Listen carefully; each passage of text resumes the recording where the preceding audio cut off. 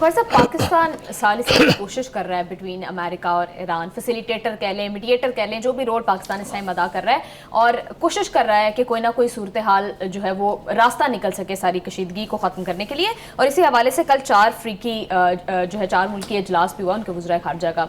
پاکستان بخاری صاحب آپ کو لگتا ہے کہ اس طرح سے اگر کوششیں جاری رکھے گا تو keeping in view the differences between America and Iran کوئی راستہ؟ دیکھیے پہلی بات تو یہ ہے کہ پاکستان کا قد جو ہے وہ کافی بڑا ہے اور جس کے اوپر ہندوستان کی قیادت کو خاص طور سے مودی اور مودی کے میڈیا کو، گودی میڈیا کو بہت تکلیف ہے.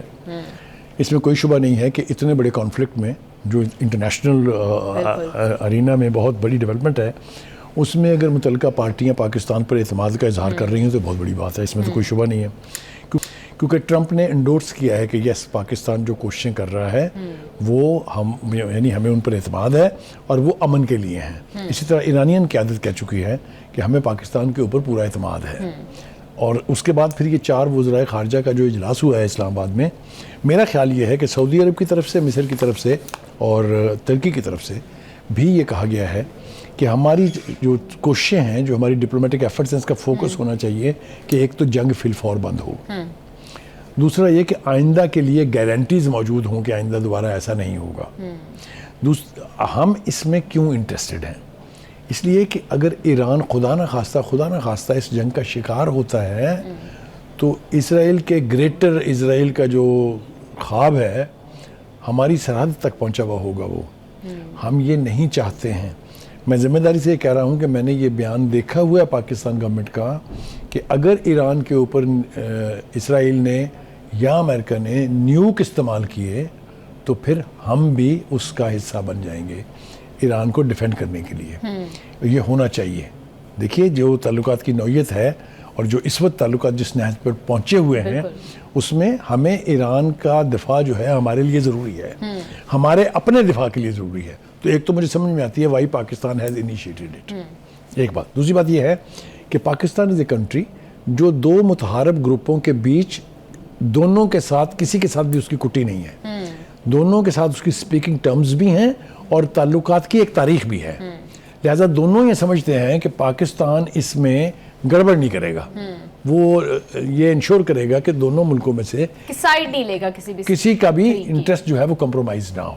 بخاری صاحب ایسی سچویشن میں ایران جو ہے وہ 20 پاکستان کے پرچم بردار جہاز ہیں ان کو اپنا ہرمز سے گزرنے کی اجازت دیتا ہے، یہ کتنی سگنیفیکنٹ ڈیولپمنٹ ہے؟ دیکھیے اس کو اسحاق ڈار نے بالکل ٹھیک کہا کہ یہ بہت سگنیفیکنٹ ڈیولپمنٹ ہے کہ جب اس کو یکمشت بند کیا ہوا ہے اس میں پاکستان کے تیل کے جہاز گزرنے دینے کی یا ٹریڈ جہاز گزرنے دینے کا is an act of very special favour. تو اس میں تو بالکل اسحاق ڈار جو ہے وہ حق بجانا میں یہ کہنے میں کہ ہم ایران کی حکومت کے مشکور ہیں کہ انہوں نے ہمیں ایکسکلوسیو ٹریٹمنٹ دیا ہے.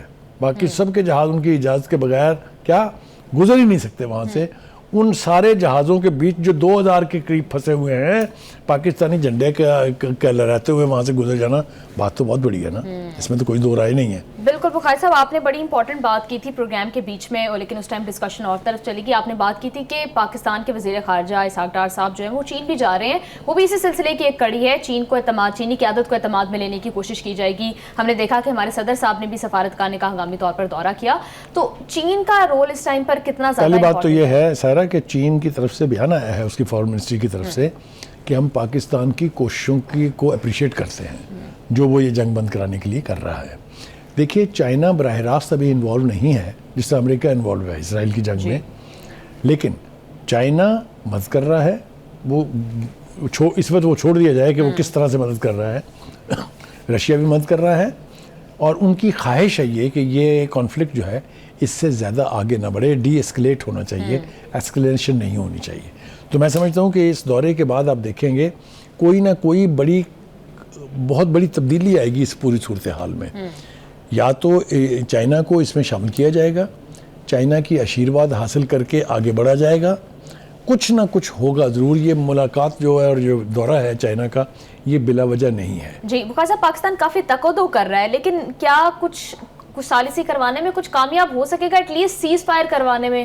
دیکھیے میں نے کہا کہ فور موسٹ کام جو ہے وہ یہی ہے کہ یہ جنگ بندی ہو. جو نقصان ہو رہا ہے دونوں اطراف کا یہ it should come to a halt.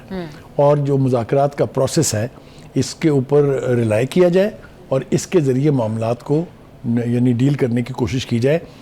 مذاکرات کے بغیر اس صورتحال کا کوئی حل نہیں ہے، کیونکہ جنگ نے آج تک کوئی ایک مسئلہ ریزالو نہیں کیا. بالکل بخاری صاحب، لیکن امریکہ تو خاصا آپ بھی بات کرتے ہیں کہ ہار گئے ہیں وہ اس جنگ میں، تو ان کے پاس راستہ نہیں ہے اس کے علاوہ کوئی کہ وہ مذاکرات کر کے فیس سیونگ لے کر نکل جائیں اس جنگ سے.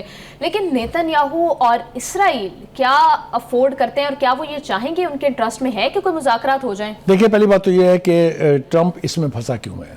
ایپسٹین فائل جو ہے اس کا ہم نے زیادہ تفصیل سے ذکر نہیں کیا ہے. جی، اس میں جو کرتوتیں ہیں ٹرمپ صاحب کی وہ اگر منظر عام پر آ جاتی ہیں، اور فائلیں جو ہیں وہ قبضے میں ہیں نیتن یاہو کے.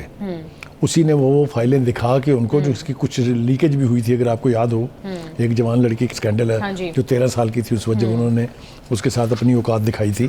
تو کہنے کا مطلب یہ ہے کہ وہ اتنا بڑا پریشر ہے کہ اس کے تحت ٹرمپ نے وہ کچھ کر دیا ہے جو امریکہ کے انٹرسٹ میں نہیں ہے اور امریکہ کو نہیں کرنا چاہیے تھا. امریکہ مڈل ایسٹ میں اس جنگ کو اوائڈ کرنے کی تسلسل سے کوششیں کرتا رہا ہے.